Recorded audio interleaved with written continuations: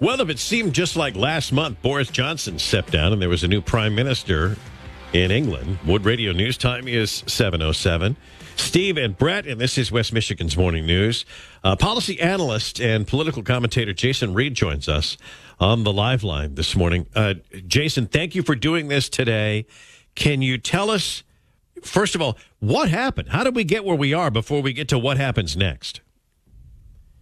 Well, good morning. Thank you so much for having me on your show. It's a very good question, what happened. The pace of British politics has accelerated quite substantially over the past few weeks. What happened was this: Liz Truss's agenda for politics collapsed very, very quickly after she unveiled it. She came into office and she unveiled this very bold agenda for fiscal policy that involved intervention in the energy market, it involved tax cuts, and it involved borrowing money in order to pay for those things.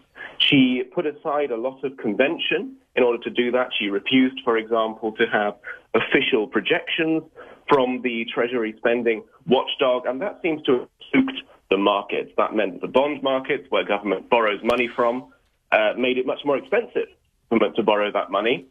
It very, very quickly became politically and economically impossible for her to do the things she wanted to do because she had unveiled them in such a quick and sudden way, which the market was not prepared for. And so what's happened is that a collapse in authority of her government. Her own party has decided, well, you clearly cannot do the things you were elected on. She had to fire her own finance minister just to calm the market.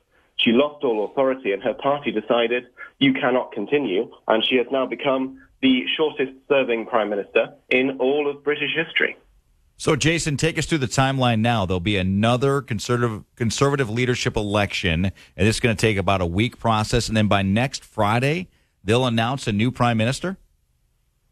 That's correct, yes. You might remember the contest over the summer after Boris Johnson resigned lasted several weeks. It was very, very damaging, very bruising. There was a lot of internal party fighting. So there's not an appetite to rerun that. We've got this very, very short contest, which will take, as you say, just 1 week.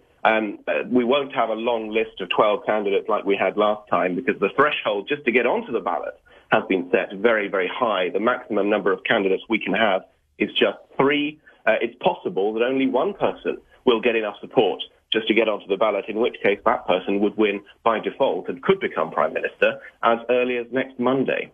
Lastly, in the meantime, should there be something that comes up that needs national attention, what happens? Who's in charge?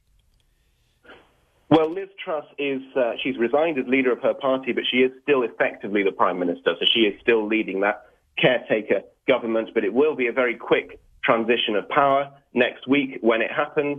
It's unclear, of course, who is going to take over. The smart money at the moment is on Rishi Sunak, the former finance minister, but there are lots of rumours this morning in Westminster that Boris Johnson is trying to make a comeback and making soundings to see if he has enough support, which would be a quite extraordinary turn of events, but we'll have to wait until next week to see if he has enough support to do that. Well, certainly we will keep our eye on it. A great report from political analyst and contributor Jason Reed. Thank you for your time this morning.